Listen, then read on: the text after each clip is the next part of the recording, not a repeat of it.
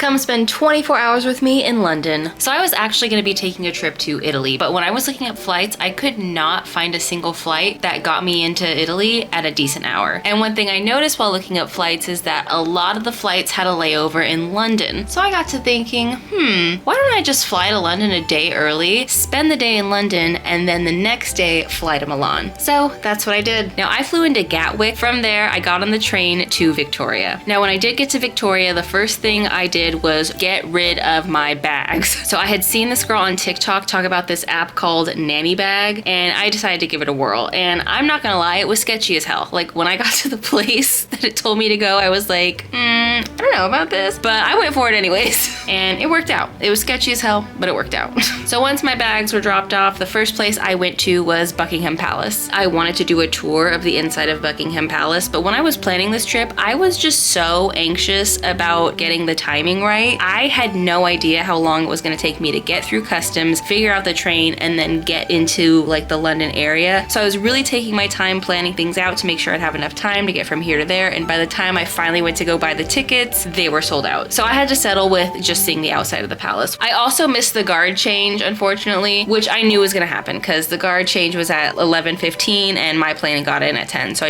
I knew there was no way that was happening, but it was still cool to see the palace. But one thing I did get reservations for was Westminster Abbey. Now, I actually knew very little about Westminster Abbey, but I kept seeing it pop up when I was looking up things to do in London, so I was like, sure, why not? And it was stunning, and it amazes me to see like all the little details. It was just all so pretty, and I thought it was really cool to see where the coronations take place, but that area was a lot smaller than I expected, and it said like, this is where the coronation takes place. I was looking around like, where? Like, I don't see it, and it was right in front of me. Like, I thought it was gonna be this massive thing, so it was a little smaller than I expected. But anyways, I walked through the whole thing. I didn't listen to a word the audio guide said. I don't know why I bother with audio guides. My brain just cannot listen to an audio guide and also look at the things around me. So I took in no information at all, but it was still cool to see everything. So after I finished walking around, I got myself some water because I was dying of thirst at this point, and I got to experience those lovely caps that don't come off. I eventually ripped that shit off. I was like, this is annoying, goodbye. And then since I was right next to Big Ben, I went over to check it out. Now, I didn't realize until it was too late that you can go inside Big Ben and like tour it, and that would have been so cool. Like, I would have loved to do that, but I didn't even know you could do that until like 2 days before my trip, and when I went to look up the tickets, sold out. So I'll have to go back to do that because it looks really cool. And if you've seen my travel videos, you know I gotta get a magnet every time I travel somewhere. So I got this cute little London magnet. Now, the next thing on my itinerary was to go to the National Gallery, but unfortunately, this was the point where I started to die. I took a red-eye flight and was running off of like no sleep, so I knew I was gonna crash pretty soon. And I actually had a reservation for both the National Gallery and the British Museum. And honestly, by the time I got there, I was just absolutely exhausted. I didn't even really take in what I was seeing. Like, I really only took my time to look at the super famous paintings and ones that I just thought were pretty, but I didn't really have the energy to take in a bunch of paintings. I could barely stay awake. Also, can somebody please tell me if I'm crazy? Because the internet claims that the National Portrait Gallery has an Anne Boleyn painting, which was something I really wanted to see,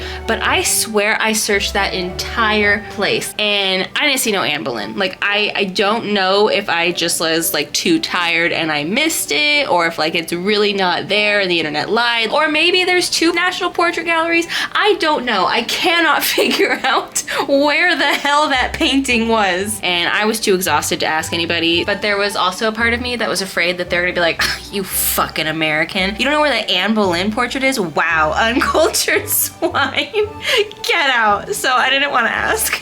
So could somebody please explain to me where this painting is? I don't know if it's like hidden away in some secret room where only like special people can go. I don't know. Somebody please explain where that painting is to me. But anyways, after the National Gallery, I had to go pick up my bags because I had reached the max time limit of what I can store them for. And you better believe I did not even bother going to the British Museum. I couldn't do it. I was so tired. I had been awake for over 24 hours at this point and I was done. I was like, I just want to go to my hotel. So I hopped on the train train and headed to my hotel, and I was really excited to go through Harlow town because that's my last name. And I only saw it from the train, so I didn't see much, but what I did see was a whole lot of nothing. Also, I think everybody thought I was out of my mind for taking like non-stop photos of the Harlow sign, but it's my last name, okay? I gotta do what I gotta do. Anyways, I finally got to my hotel and I was so tired, I didn't record a damn thing for the rest of the night. I basically just showered, ate dinner, and then passed out. And the next morning, I did get up and have some breakfast before my flight. Then after breakfast, I walked over to the airport and hopped on my flight to Italy, which I will be posting a vlog about my time in Italy soon, so make sure to watch out for that. But overall, I did enjoy my time in London, but there was way too much to do and I did not have enough time. So I would love to go back and spend a couple more days over there. But